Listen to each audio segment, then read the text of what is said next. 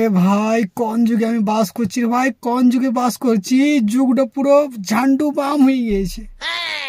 আরে এই যুগে কানাকে কানা, খোড়াকে খোড়া, ছোট লোককে ছোট লোক যেরকম বলতে নেই বলে রেগে যায়, সেরকম এখন দেখছি ডক্টরকে ডক্টর বলেও রেগে যাচ্ছে।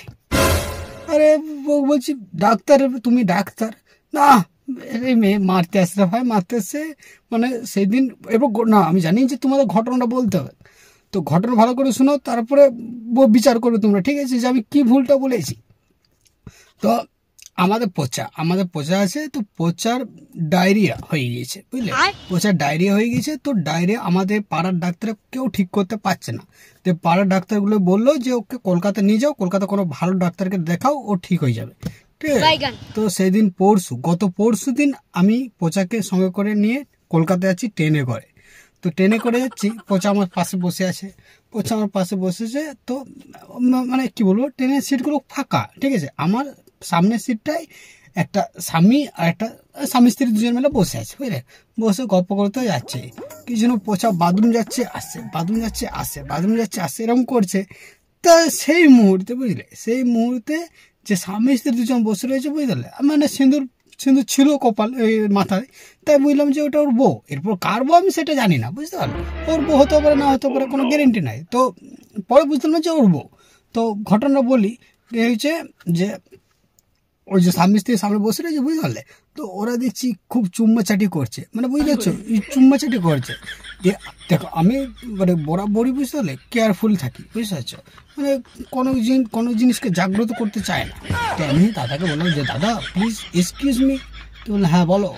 আমি দাদা আমার কথাটা একটুখানি শোনো, তারপরে তোমরা বলবে, ঠিক আছে? বলছে হ্যাঁ বলো, কি বলতে চাইছো?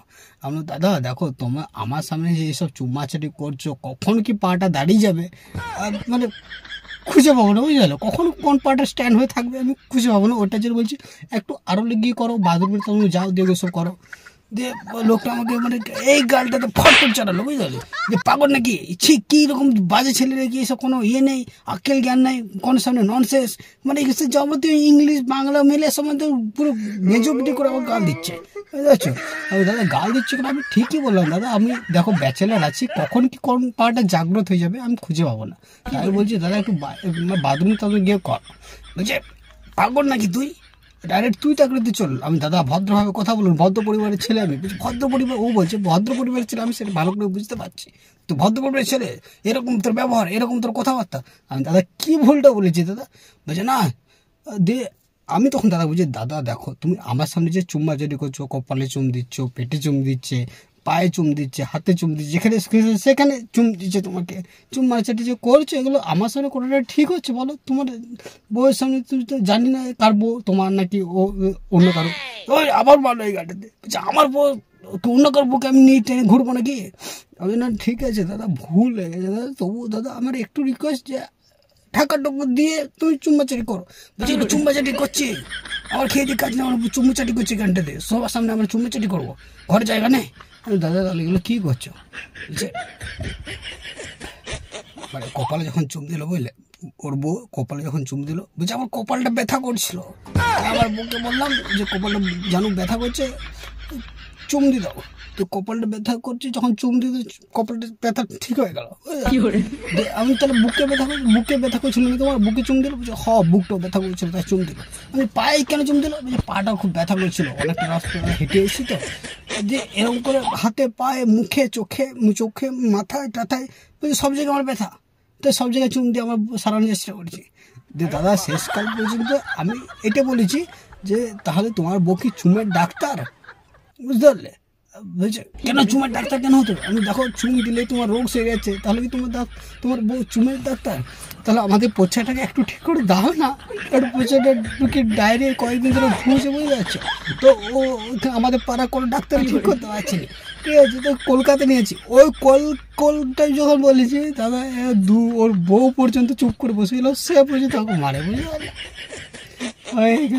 এইখানটা আমি কি বলতে বলেছি বলো? কি মানে আমার ভুলটা কি ছিল, ও স্বামী ব্যথা করছিল, চুমে দিয়ে ঠিক করে দিচ্ছে। তাই বললাম যে আমার তো প্রচুর ডায়রিয়া কবে থেকে ঠিক হচ্ছে না, তাই ওদেরকে কলকাতা নিয়ে যাচ্ছি। এইটি বলেছি যে তাহলে ওখানে একটু চুম দিত। তুই জানা বললে আমার মানলাম না, পুরো ওই ট্রেনে যে সিটটা নিচে ঢুকিয়ে দিয়েছে বুঝলাম। পৌঁছে এসে দাদা দাদা দাদা কোথায়, আমি মানে কি বলবো বাঘের মতন এরকম বেরোচ্ছে বুঝলাম। কি হলো রে তোর, বলিস না চুমের ডাক্তার বলেছি, দিয়ে বললাম যে তোর ওকে সব ঘটনা খুলে বলেছি। তারপরে বলার পর বুঝলে ওকে বললো যে তোদের মানে পৌঁছে বললো দাদা আর যাবো না, তোকে ডাক্তার দেখা যাবো, চ তো হসপিটালে চ, তারপরে আমি যাবো বুঝলে। মানে এই আজকে আমি ভালো করে স্ট্যান্ড হয়ে দাঁড়িয়ে কথাবার্তা বলতে পারছি ঠিক করে, বুঝতে পারছো। মানে ডাক্তারকে ডাক্তার বলে চলবে না রে ভাই, কি খবর ভাই, কি সময়টা খারাপ চলছে। একটা মনে এত ব্যথা, জাগি যে যায় চোখের পাতা।